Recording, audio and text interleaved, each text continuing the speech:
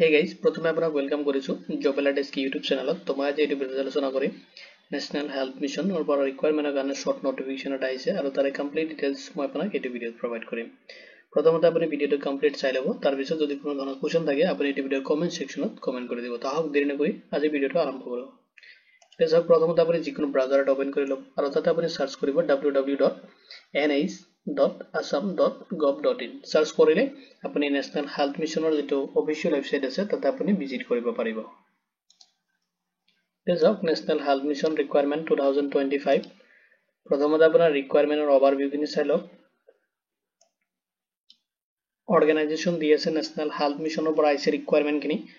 তো আপোনাৰ total vacancy আছে 9218। তো আপোনাৰ জব টাইপ হয়, গভৰ্নমেন্ট জব হ'ব আৰু যেটো আপোনাৰ মেডিকেল এণ্ড হেল্থ ডিপাৰ্টমেন্টৰ কাৰণে ৰিকুৱাৰমেন্ট হ'ব। এপ্লিকেশন যেটো মোড হয় আপুনি এপ্লিকেশনটো সাবমিট কৰিব লাগিব অনলাইনত। সিলেকশন মোড হ'ব আপোনাৰ প্ৰথমতে আপুনি ৰিটেন এক্সামিনেশন ফেস কৰিব লাগিব, নেক্সট আপোনাৰ পাৰ্সোনাল ইন্টাৰভিউ হ'ব। তো অফিচিয়েল ওয়েবসাইটত আপুনি ভিজিট কৰিব পাৰে, যেটো অফিচিয়েল ওয়েবসাইটৰ লিংক মই ভিডিঅ'ৰ ডেসক্ৰিপচনত প্ৰভাইড কৰি দিম। ইম্পৰ্টেন্ট ডেটস খিনি চাই লওক। অফিচিয়েল নোটিফিকেশনটো এপ্লাই কাৰণে এতিয়ালৈকে ৰিলিজ কৰা নাই, তো মাৰ্চৰ লাষ্ট উইক মানত আহিব লাগে। তো যদি মাৰ্চত নাহে তেতিয়াহলে এপ্ৰিল মানত আহিব, তেতিয়া ফিক্স নহয়, জাস্ট শৰ্ট নোটিফিকেশন এটা দিছে ৰিকুৱাৰমেন্টৰ কাৰণে। তো যেতিয়া আপোনাৰ এতিয়া চাওক অনলাইন এপ্লিকেশন ডেট, এতিয়ালৈকে ধৰক কোনো ধৰণৰ এপ্লাই কৰাৰ কাৰণে কোনো ধৰণৰ নোটিফিকেশন আহা নাই, শৰ্ট নোটিফিকেশনটো দিছে। তাৰ কাৰণে আপোনাক মই অনলাইন যেটো এপ্লিকেশন ডেট হয় এটো মই আজি আপোনাক এটা প্ৰভাইড কৰিব নোৱাৰিম। এতিয়া চাওক বাকি ডিটেইলছ খিনি মই আপোনাক প্ৰভাইড কৰিম।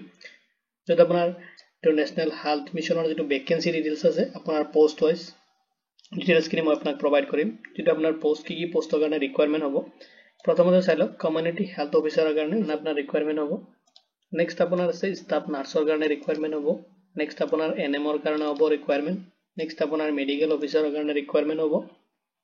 নেক্সট পোষ্ট আছে ফাৰ্মাসিষ্টৰ কাৰণে আছে ৰিকুৱাৰমেন্ট। নেক্সট আপোনাৰ ল্যাব টেকনিশিয়ানৰ কাৰণে আছে ৰিকুৱাৰমেন্ট। তো এইকেইটা পোষ্টৰ কাৰণে আপোনাৰ ৰিকুৱাৰমেন্ট হ'ব। তো কোনটো পোষ্টত কিমানখিনি পোষ্ট থাকিব এটো যেতিয়া অফিচিয়েল নোটিফিকেশন আহিব তেতিয়া আপুনি তাতে সিস্টেমেটিক ভাবে পাই যাব। তেতিয়া জাস্ট শৰ্ট নোটিফিকেশন আৰু তাতে কি পোষ্টৰ কাৰণে ৰিকুৱাৰমেন্ট হ'ব হেখিনি ডিটেইলছ তাতে প্ৰভাইড কৰিছে। এতিয়া চাওক তো ৰিকুৱাৰমেন্ট যেটো পোষ্ট খিনি আছে তাতে আপুনি এপ্লাই কেনেকৈ কৰিব। তো এপ্লাই কৰিবলৈ আপুনি ফলো কৰিব লাগিব এলিজিবিলিটি ক্ৰাইটেৰিয়া খিনি। প্ৰথমতে চাই লওক এডুকেশনাল কোৱালিফিকেশন। যদি আপুনি কমিউনিটি হেল্থ অফিচাৰৰ কাৰণে এপ্লাই কৰে তেতিয়াহলে আপুনি বিএসসি নাৰ্সিং বা তেনেকুৱা পোষ্ট কোৱালিফিকেশন বা পোষ্ট কোনো ধৰণৰ যদি বিএসসি বা নাৰ্সিংৰ ওপৰত আপুনি যদি কোনো ধৰণৰ এক্সপেৰিয়েন্স আছে বা আপুনি তেনেকুৱা কাম কৰিছে বা এনেকুৱা কোৰ্স আপুনি কমপ্লিট কৰিছে বা তেনেকুৱা ডিপ্লোমা আছে তেতিয়াহলে আপুনি পোষ্টৰ কাৰণে এলিজিবল, আপুনি পোষ্টত এপ্লাই কৰিব পাৰিব। নেক্সট চাওক এটা আপোনাৰ নাৰ্স মানে ষ্টাফ নাৰ্সৰ কাৰণে যেটো পোষ্ট আছে তাতে আপুনি কমপ্লিট কৰা হ'ব লাগিব ডিপ্লোমা ইন জিএনএম। যদি আপুনি জিএনএম কোৰ্সৰ কাৰণে ডিপ্লোমা কৰিছে নহলে আপুনি বিএসসি নাৰ্সিং কমপ্লিট কৰিছে তেতিয়াহলে আপুনি পোষ্ট খিনি কাৰণে এলিজিবল হ'ব আৰু আপুনি এপ্লাই কৰিব পাৰিব। নেক্সট চাওক এনএমৰ কাৰণে যেটো পোষ্ট আছে তাতে বিচাৰিছে আপোনাৰ ক্লাছ 12 কোৱালিফাই যদি আপুনি কৰিছে, লগতে আপোনাৰ এনএম কোৰ্স খিনি আপুনি কমপ্লিট কৰা হ'ব লাগিব যিকোনো ৰিকগনাইজ ইউনিভাৰ্সিটি বা ইনষ্টিটিউচনৰ পৰা। তেতিয়াহলে আপুনি পোষ্ট খিনি কাৰণে এলিজিবল হ'ব আৰু আপুনি এপ্লাই কৰিব পাৰিব। নেক্সট চাওক মেডিকেল অফিচাৰৰ কাৰণে যিখিনি পোষ্ট আছে তাতে আপোনাৰ বিচাৰিছে এমবিবিএছ ডিগ্ৰী আপুনি কমপ্লিট কৰা হ'ব লাগিব যিকোনো ৰিকগনাইজ ইউনিভাৰ্সিটিৰ পৰা, তেতিয়াহলে আপুনি পোষ্ট খিনিত এপ্লাই কৰিব পাৰিব।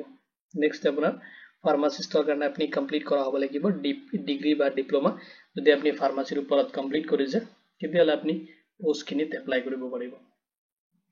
নেক্সট চাওক ল্যাব টেকনিশিয়ান। যত বিচাৰিছে আপুনি হাই সেকেন্ডাৰী কৰা হ'ব লাগিব সায়েন্সৰ পৰা, লগতে বিচাৰিছে আপুনি ডিপ্লোমা থাকিব লাগিব মেডিকেল ল্যাব টেকনলজিৰ ওপৰত, তেতিয়াহলে আপুনি ল্যাব টেকনিশিয়ানৰ কাৰণে এপ্লাই কৰিব পাৰিব। এতিয়া চাওক পোষ্ট খিনিত এপ্লাই কৰোঁতে আপুনি ফলো কৰিব লাগিব এজ লিমিট খিনি। যদি আপোনাৰ মিনিমাম এজ 18 ইয়াৰ্স হৈছে তেতিয়াহলে আপুনি পোষ্ট খিনিত এপ্লাই কৰাৰ কাৰণে এলিজিবল হ'ব। মেক্সিমাম এজ আপুনি 45 ইয়াৰ্স লৈকে এপ্লাই কৰিব পাৰিব আৰু ভ্যাকেন্সি সমূহৰ হিচাপত আপোনাৰ এজ লিমিট খিনি ডিভাইড কৰি দিয়া থাকিব। নেক্সট চাওক এজ ৰিলেক্সেশন খিনি আপোনাৰ এপ্লিকেবল হ'ব যেটো এজ পাৰ দা গভৰ্নমেন্ট নৰ্মছ হয়, এটো হিচাপত আপুনি এজ ৰিলেক্সেশন খিনি ৰিসিভ কৰিব। এতিয়া চাওক ন্যাশনাল হেল্থ মিশন যেটো ৰিকুৱাৰমেন্ট আছে তাতে সিলেকশন প্ৰসেস খিনি কেনেকৈ হ'ব। তো সিলেকশনত আপোনাৰ প্ৰথমতে ৰিটেন এক্সামিনেশন হ'ব, নেক্সট আপোনাৰ ইন্টাৰভিউ ফেস কৰিব লাগিব, নেক্সট আপোনাৰ ডকুমেন্টস ভেৰিফিকেশন হ'ব, আপোনাৰ এইখিনি ষ্টেপত আপোনাৰ সিলেকশন প্ৰসেস কমপ্লিট হ'ব। এটা চাওক এপ্লিকেশন ফি, আপুনি এপ্লাই কৰোঁতে আপুনি এপ্লিকেশন ফি পেমেন্ট কৰিব লাগিব যেটো ক্যাটাগৰি ওয়াইজ দিয়া থাকিব।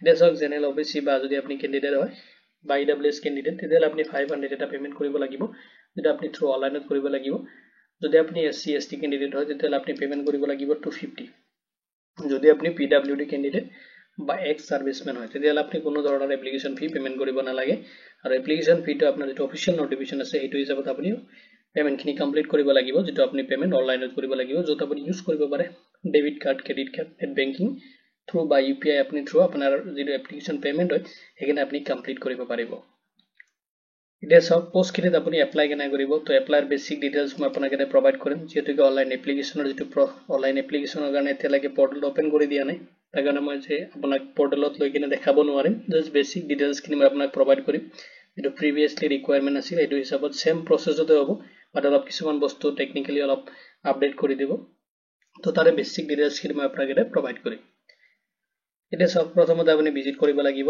ন্যাশনাল হেলথ মিশনৰ যেটো অফিচিয়েল ওয়েবসাইট আছে তাত আপুনি ভিজিট কৰিব যেটো লিংক মই ভিডিও ডেসক্ৰিপচনতো প্ৰভাইড কৰি দিম তাতে আপুনি ফাইন্ড আউট কৰিব লাগিব ৰিকোয়াৰমেন্ট যেটো সেকশন আছে তাতে যাব যাই কিনে ন্যাশনাল হেলথ মিশনৰ যেটো লেটেস্ট ৰিকোয়াৰমেন্ট আছে তাতে আপুনি ভিজিট কৰিব কৰি কিনে আপুনি যেটো এপ্লাই বাটন থাকিব এপ্লাই অনলাইন বুলি তাতে আপুনি ক্লিক কৰিব লাগিব কৰি কিনে আপুনি যাব লাগিব ৰেজিষ্ট্ৰেচন পেজত আপোনাৰ ৰেজিষ্ট্ৰেচন খিনি প্ৰথমতে আপুনি কমপ্লিট কৰিব যত আপোনাৰ বেসিক ডিটেইলস খিনি আপুনি তাতে ফিল আপ কৰিব লাগিব ৰেজিষ্ট্ৰেচন খিনি আপোনাৰ কমপ্লিট হোৱাৰ পিছত আপুনি এপ্লিকেশন ফৰ্মটো মানে লগইন কৰিব কৰি কিনে আপোনাৰ এপ্লিকেশন ফৰ্মটো আপুনি সাবমিট কৰিব লাগিব যত আপোনাৰ personal details educational qualification details আদাৰ যিখিনি ৰিকোয়াৰমেন্ট ডিটেইলস খিনি তাতে ফিল আপ কৰিব লাগিব অপচন থাকে কিনে আপুনি ফিল আপ কৰি দিব কৰি কিনে আপুনি আপলোড কৰিব লাগিব ৰিকোয়াৰমেন্ট ডকুমেন্টস খিনি যত আপোনাৰ ফটো সিগনেচাৰ এডুকেশনাল ডকুমেন্ট যদি আপোনাৰ তেনেকৈ এক্সপেৰিয়েন্স আছে ডিপ্লোমা সাৰ্টিফিকেট আছে হেখিনি আপুনি তাতে আপলোড কৰিব লাগিব নেক্সট আপুনি পেমেন্ট কৰিব লাগিব আপোনাৰ এপ্লিকেশন ফি ক্যাটাগৰি ওয়াইজ যিখিনি পেমেন্ট দিয়া থাকিব হেখিনি পেমেন্ট আপুনি অনলাইনত কৰিব লাগিব নেক্সট আপুনি আপোনাৰ যেটো এপ্লিকেশন ফৰ্ম হয় ফাইনাল সাবমিট দিব ফাইনাল সাবমিট দিয়াৰ পিছত আপোনাৰ এজ এ ফিউচাৰ ৰেফাৰেন্সৰ কাৰণে আপোনাৰ যেটো এপ্লিকেশন একনলেজমেন্ট ৰিসিভ লগতে আপোনাৰ যেটো পেমেন্ট ৰিসিভ হয় আপুনি প্ৰিন্ট আউট ৰাখিব এজ এ ফিউচাৰ ৰেফাৰেন্সৰ কাৰণে এটা সব ৰিটেন এক্সামিনেশনৰ প্যাটাৰ্ন দি আছে বেসিক প্যাটাৰ্ন মই এটা আপোনাক প্ৰভাইড কৰিম জেনাৰেল নলেজৰ ওপৰত আপোনাৰ 25 কোৱেশ্চন থাকিব এন্ড 25 মাৰ্কৰ কাৰণে আপোনাৰ এক্সাম হ'ব নেক্সট যেটো আপোনাৰ আছে ৰিজনিং এবিলিটি কাৰণে তাতে আপোনাৰ 25 কোৱেশ্চন 25 মাৰ্ক থাকিব এন্ড সাবজেক্ট যেটো স্পেসিফিক কোৱেশ্চন থাকিব তাতে আপোনাৰ 50 মাৰ্ক 50 কোৱেশ্চন থাকিব আৰু টোটাল আপোনাৰ 100 মাৰ্কৰ এক্সাম দিব লাগিব ৰিটেন এক্সামিনেশন যেটো আপোনাৰ তো অফলাইন এক্সাম হ'ব আৰু অফলাইন আপুনি এক্সামটো দিব লাগিব ডিউৰেশন থাকিব 90 মিনিটৰ কাৰণে এক্সামত কোনো ধৰণৰ নেগেটিভ মাৰ্ক নাথাকে এটা সব স্যালারি স্ট্রাকচার খিনি দিয়া আছে ন্যাশনাল হেলথ মিশন রিকোয়ারমেন্ট যেটো স্যালারি স্ট্রাকচার খিনি দিয়া আছে তো আপোনাৰ কমিউনিটি হেলথ অফিসাৰৰ কাৰণে যেটো পোষ্ট আছে তাতে আপুনি স্যালাৰি পাব 25000 ৰ পৰা লৈ কিনে 35000 লৈ কিনে নেক্সট আপুনি স্টাফ নাৰ্ছৰ যিখিনি পোষ্ট আছে তাতে আপুনি পাব 20000 ৰ পৰা লৈ কিনে 30000 এপ্ৰক্সিমেট আপোনাৰ স্যালাৰি পাব পাৰ মান্থ নেক্সট এনএমৰ যিখিনি পোষ্ট আছে তাতে আপুনি 15000 ৰ পৰা লৈ কিনে 25000 আপুনি স্যালাৰি পাব approximate per month next আপোনাৰ মেডিকেল অফিসাৰৰ কাৰণে যিখিনি পোষ্ট আছে তাৰ কাৰণে আপুনি 40000 ৰ পৰা লৈ কিনে 60000 আপুনি স্যালাৰি পাব per month next আপোনাৰ ফাৰ্মাসিষ্টৰ কাৰণে আপুনি স্যালাৰি পাব 18000 ৰ পৰা লৈ কিনে 28000 লৈ কিনে আৰু ল্যাব যেটো টেকনিশিয়ানৰ কাৰণে পোষ্ট থাকিব তাৰ কাৰণে আপুনি পাব 15000 ৰ পৰা লৈ কিনে 22000 লৈ কিনে এটা সব ইম্পৰ্টেন্ট ডেটস খিনি তো অফিচিয়েল ওয়েবসাইটৰ লিংকটো মই আপোনাক এই ভিডিও ডেসক্ৰিপচনত প্ৰভাইড কৰি দিম আপুনি তাতে ভিজিট কৰিব পাৰিব এপ্লাইৰ কাৰণে এতিয়ালৈকে অফিচিয়েল নোটিফিকেশন আহা নাই আৰু এপ্লাই লিংকটো এতিয়ালৈকে এক্টিভ হোৱা নাই তো অফিচিয়েল লিংকটো মই দি দিম আপুনি জাস্ট ক্লিক কৰিলে আপুনি এইটো পেজত আহিব বা আপুনি সাৰ্চ কৰিলে এইটো পেজত আহি যাব এন্ড আপুনি সাৰ্চ নেক্সট আপুনি যদি আমাৰ ভিডিওৰ দিয়া ডেসক্ৰিপচনত যেটো লিংক আছে তাতে আপুনি ক্লিক কৰিলে ডাইৰেক্ট এইটো পেজত আপুনি আহিব পাৰিব এটা চাওক যদি আপুনি এলিজিবল এন্ড ইন্টাৰেষ্টেড ক্যান্ডিডেট হয় তেতিয়াহলে আপুনি ভিজিট কৰি থাকিব ডেইলি বেসিস কাৰণ কেতিয়া মানে ৰিকোয়াৰমেন্টটো আহি যায় পটককে